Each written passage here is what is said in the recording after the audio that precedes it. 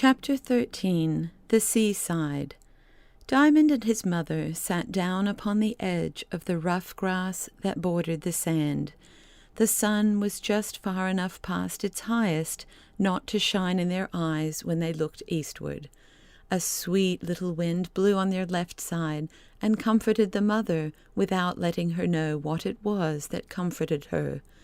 Away before them stretched the sparkling waters of the ocean, every wave of which flashed out its own delight back in the face of the great sun, which looked down from the stillness of its blue house with gloriously silent face upon its flashing children. On each hand the shore rounded outwards, forming a little bay. There were no white cliffs here, as farther north and south, and the place was rather dreary, but the sky got to them so much the better. Not a house, not a creature was within sight. Dry sand was about their feet and under them, then wiry grass that just managed to grow out of the poverty-stricken shore. "Oh dear," said Diamond's mother with a deep sigh. "It's a sad world." "Is it?" said Diamond. "I didn't know." "How should you know, child? You've been too well taken care of, I trust." "Oh, yes, I have," returned Diamond. "I'm so sorry. I thought you were taken care of, too. I thought my father took care of you. I will ask him about it. I think he must have forgotten." "Dear boy," said his mother, "your father's the best man in the world." "So I thought," returned Diamond with triumph. "I was sure of it. Well, doesn't he take very good care of you?" "Yes, yes, he does," answered his mother, bursting into tears. "But who's to take care of him? And how is he to take care of us if he's got nothing to eat himself?" "Oh dear," said Diamond with a gasp. "Hasn't he got anything to eat? Oh, I must go home to him." "No, no, child, he's not come to that yet. But what's to become of us, I don't know."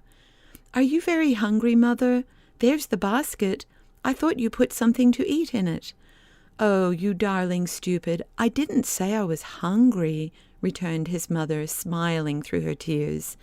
"Then I don't understand you at all," said Diamond. "Do tell me what's the matter." "There are people in the world who have nothing to eat, Diamond." "Then I suppose they don't stop in it any longer. They, what you call, die, don't they?" "Yes, they do. How would you like that?" "I don't know. I never tried, but I suppose they go where they get something to eat." "Like enough they don't want it," said his mother petulantly. "That's all right then," said Diamond, thinking, I dare say, more than he chose to put in words. "Is it, though? Poor boy, how little you know about things. Mr. Coleman's lost all his money, and your father has nothing to do, and we shall have nothing to eat by and by." "Are you sure, mother?" "Sure of what?" "Sure that we shall have nothing to eat?" "No, thank heaven, I'm not sure of it. I hope not." "Then I can't understand it, mother. There's a piece of gingerbread in the basket, I know." "Oh, you little bird, you have no more sense than a sparrow that picks what it wants and never thinks of the winter and the frost and the snow." "Ah, yes, I see. But the birds get through the winter, don't they?" "Some of them fall dead on the ground." "They must die sometime. They wouldn't like to be birds always. Would you, mother?" "What a child it is," thought his mother, but she said nothing. "Oh, now I remember," Diamond went on. "Father told me that day I went to Epping Forest with him that the rose bushes and the may bushes and the holly bushes were the birds' barns, for they were the hips and the haws and the holly berries, all ready for the winter." "Yes, that's all very true. So you see the birds are provided for. But there are no such barns for you and me, Diamond." "Ain't there?" "No, we've got to work for our bread." "Then let's go and work," said Diamond, getting up. "It's no use. We've not got anything to do." "Then let's wait." "Then we shall starve." "No, there's the basket. Do you know, mother, I think I shall call that basket the barn. It's not a very big one, and when it's empty, Where are we then?" "At Auntie's cupboard," returned Diamond promptly. "But we can't eat Auntie's things all up and leave her to starve." No, we'll go back to Father before that. He'll have found a cupboard somewhere by that time." "How do you know that?" "I don't know it, but I haven't got even a cupboard, and I've always had plenty to eat. I've heard you say I had too much sometimes. But I tell you that's because I've a cupboard for you, child. And when yours was empty, Auntie opened hers. But that can't go on." "How do you know? I think there must be a big cupboard somewhere, out of which the little cupboards are filled, you know, Mother." "Well, I wish I could find the door of that cupboard," said his mother.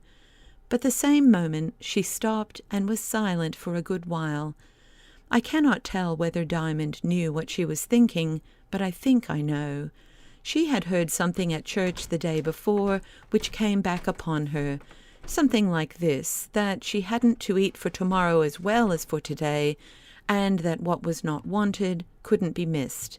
So instead of saying anything more, she stretched out her hand for the basket, and she and Diamond had their dinner.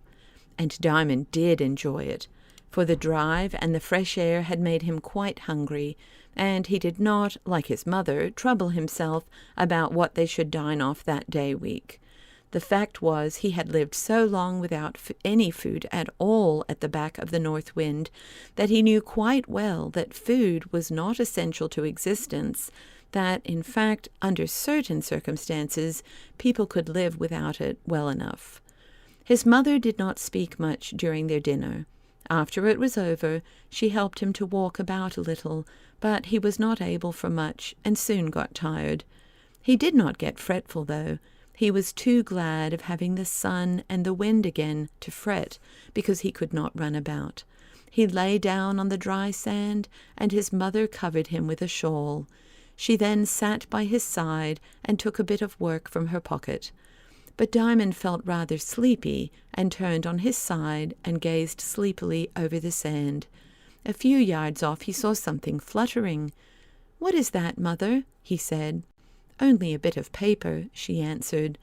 "It flutters more than a bit of paper would, I think," said Diamond. "I'll go and see if you like," said his mother. "My eyes are none of the best." So she rose and went and found that they were both right, for it was a little book, partly buried in the sand.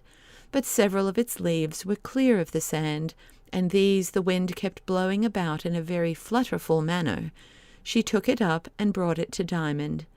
"What is it, Mother?" he asked. "Some nursery rhymes, I think," she answered. "I'm too sleepy," said Diamond. "Do read some of them to me." "Yes, I will," she said, and began one. "But this is such nonsense," she said again. "I will try to find a better one." She turned the leaves searching, but 3 times, with sudden puffs, the wind blew the leaves rustling back to the same verses.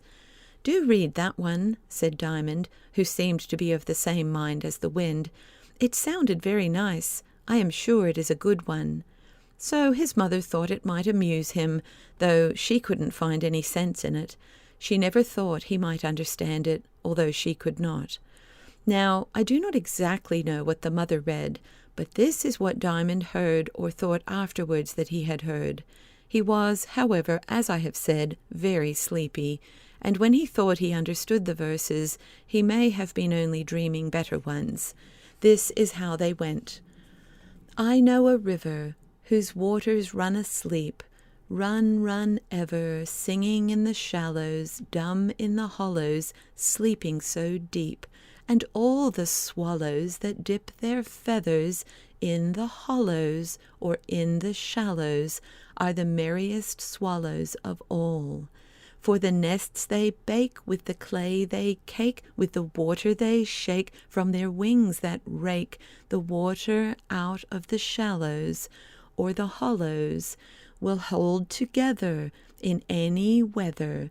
And so the swallows are the merriest fellows, and have the merriest children, and are built so narrow like the head of an arrow, to cut the air and go just where the nicest water is flowing, and the nicest dust is blowing. For each so narrow, like the head of an arrow, is only a barrow to carry the mud he makes. From the nicest water flowing and the nicest dust that is blowing, to build his nest for her he loves best, with the nicest cakes which the sunshine bakes, all for the merry children. All so callow, with beaks that follow, gaping and hollow, wider and wider, after their father or after their mother, the food provider, who brings them a spider or a worm, the poor hider, down in the earth, so there's no dearth, for their beaks as yellow as the buttercups growing beside the flowing of the singing river, always and ever growing and blowing, for fast as the sheep, awake or asleep, crop them and crop them, they cannot stop them, but up they creep, and on they go blowing. And so with the daisies, the little white praises, they grow and they blow, and they spread out their crown, and they praise the sun, and when he goes down, their praising is done, and they fold up their crown, and they sleep, every one, till over the plain he's shining amain, and they're at it again, praising and praising, such low songs raising, that no one hears them but the sun who rears them, and the sheep that bite them are the quietest sheep, awake or asleep with the merriest bleat, and the little lambs are the merriest lambs, they forget to eat for the frolic in their feet, and the lambs and their dams are the whitest sheep, with the woolliest wool, and the longest wool, and the trailingest tails, and they shine like snow in the grasses that grow by the singing river that sings forever. And the sheep and the lambs are merry forever, because the river sings and they drink it, and the lambs and their dams are quiet and white, because of their diet, for what they bite is buttercups yellow and daisies white, and grass as green as the river can make it, with wind as mellow to kiss it and shake it, as never was seen but here in the hollows beside the river, where all the swallows are merriest of fellows, for the nests they make with the clay they cake, in the sunshine they bake, till they are like bone, as dry in the wind as a marble stone. So firm they bind the grass in the clay, that dries in the wind, the sweetest wind that blows by the river, flowing forever. But never you find whence comes the wind that blows on the hollows, and over the shallows where dip the swallows. Alive it blows, the life as it goes, awake or asleep, into the river that sings as it flows, and the life it blows into the sheep, awake or asleep, with the woolliest wool and the trailingest tails, and it never fails, gentle and cool, to wave the wool and to toss the grass, as the lambs and the sheep over it pass, and tug and bite with their teeth so white, and then with the sweep of their trailing tails smooth it again, and it grows amain, and amain it grows, and the wind as it blows tosses the swallows over the hollows and down on the shallows, till every feather